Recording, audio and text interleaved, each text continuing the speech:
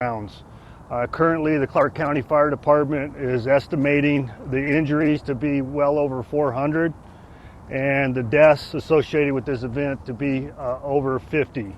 I can't give you an exact number yet because we're still investigating some of the areas involving the event where the concert was taking place, and we're still exiting individuals that were hidden, and it's just a matter of a process. So it's going to take quite a while for us to completely get through the evacuation phase, and then eventually we will have an assessment on the injuries associated with that.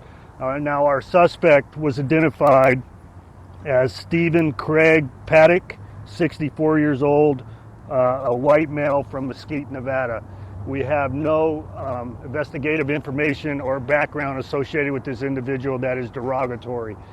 The only thing we can tell is he received a citation several years ago, and that citation was handled as a matter of normal practice in the court system. Some important things that I need to get out. The family reunification still is taking place here at the Las Vegas Metropolitan Police Department headquarters. So any individuals that are looking for answers for their family members or friends are welcome to come here, and we will provide that information as we get there. The FBI is vital in the assistance of this investigation. As a matter of help, they are providing a 1-800 number, which is 1-800-CALL-FBI. So as the matter of the number is 1-800-225-5324. Now that number is to be utilized for any and all information, especially video information or evidence that we can provide the FBI, and they will be the housing of all that critical information. So if you have anybody that has knowledge through your media sources and they want to provide that information, that's the avenue to go. Once they receive an individual on the other side of the line, they'll walk them through the process, and then we'll get them to the online version so they can download that information. Additionally, the coroner's office, as I repeated before, has set up a number for individuals to call, and that number is 1-866-535-5654. That is for individuals that do not have the ability to come down to the headquarters to discuss their family and friends in person. Now the other critical piece associated with this and any mass casualty event is the need for blood. So United Blood Services have their services set up currently. They are receiving patients or donors at 6930 West Charleston and 601 Whitney Ranch in Henderson. So if you have the ability to donate blood to help the cause, please do so. Additionally, the Laborers Union is offering their facility, their medical facility at 7135 West Sahara for individuals that want to donate blood. And as always, UMC has a pod set up for individuals to go to UMC to donate blood. And that will be the gist of the updates at this time. So I'm happy to answer any questions. Sheriff, can you talk about what the scene was like in that room when your officers walked inside? We believe the individual killed himself prior to our entry. How many weapons was he found with? We are still going through the search warrant actively at this time, but it's in excess of 10 rifles. What's the status of Mary Lou Danley? I'm sorry? The woman? We have located her out of the country. She was not with him when he checked in. We have discovered he was utilizing some of her identification, and we've had conversation with her, and we believed her at this time not to be involved. But obviously that will be, that investigation will continue. As far as his residence in Mesquite, we have officers now there serving a search warrant.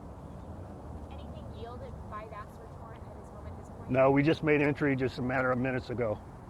So that's going to be quite some time. We're going to clear the residence first for any possible explosives.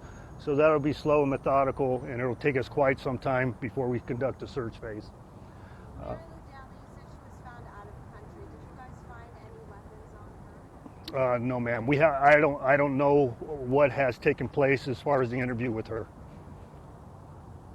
Okay, I think it's important for you to notice who's standing behind me. We have Chief Greg Castle, I'm sorry. I always get caught up with your family. Greg Castle has been integral in the saving of lives. They paired up with our officers out at the scene, and I think their actions and their heroic acts were instrumental in saving several hundred lives associated with this event. And then you have our Attorney General, Adam Laxalt.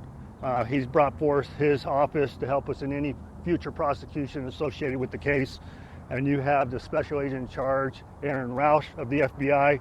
And as I mentioned, the FBI has been standing next to us from the very first minute, and they are providing all the resources available to the federal government to help us in this endeavor. And then you have the Clark County Commission Chairman, Steve Sisolak. He has been instrumental in getting us resources to the first responders as far as refreshments and food and support of the entire county commission. I have been on the phone the entire night with the mayor, Carolyn Goodman, and she responded to UMC to check on the patients, and she is in the process of visiting the other hospitals and showing the support of the city. And then obviously we have our Congressman Reuben Kuhn. He is in town to also show us our support. So any other questions of the members standing before you? Yes, ma'am. I know at one point you said this was not terror related.